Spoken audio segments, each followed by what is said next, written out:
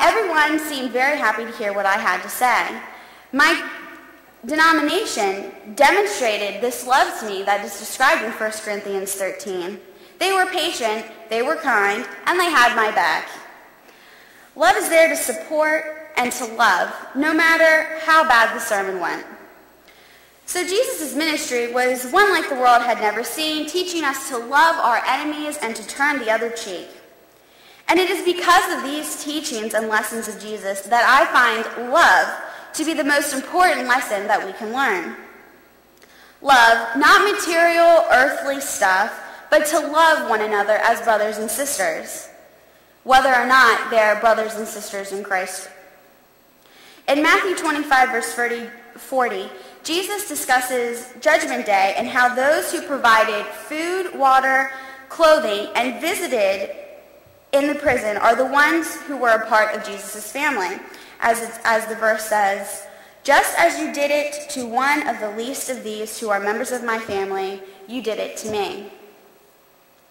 One of my favorite singers is Jana Stansfield. Her songs are encouraging and inspirational, and the lyrics tend to be a bit challenging.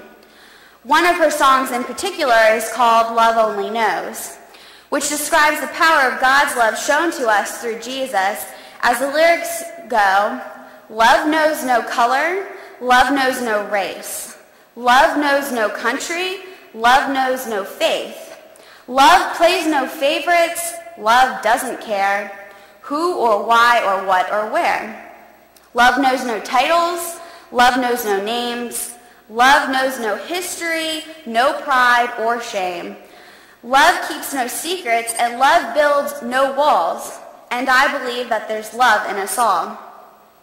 For me, these are very powerful lines in this song, and this song to me projects this image of God's love being much bigger than we can imagine, by not telling us what love is, but rather what love is not, and what love doesn't seem to care about.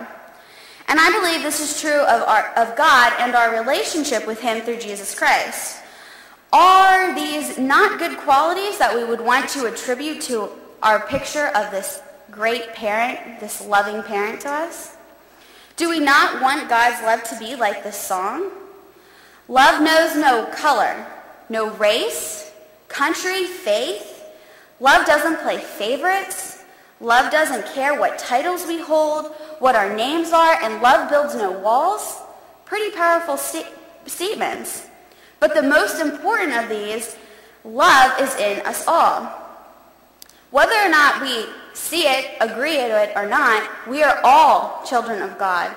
Everyone has this spark, the love of God inside of them. Some may just be waiting to illuminate our entire being. But in the end, we're all children of God, whether we like it or not. The saying goes, you can't pick your family. Well, in a lot of ways, I think that's true. We might not like certain people, but in the end, they're our brothers and sisters, and we need to treat them with love. So, since everyone has this spark, it is important for us to know that love is patient and will wait for us, all while expressing and demonstrating this love.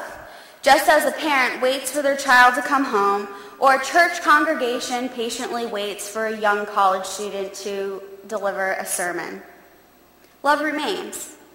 And it is through these teachings of Jesus in Matthew 5, verses 1 through 12, the Beatitudes, or in 1 Corinthians chapter 13, that we as Christians can grow in our faith and relationship with God.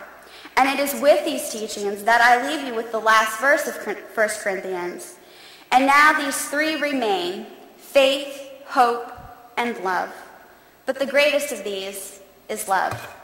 May it be so.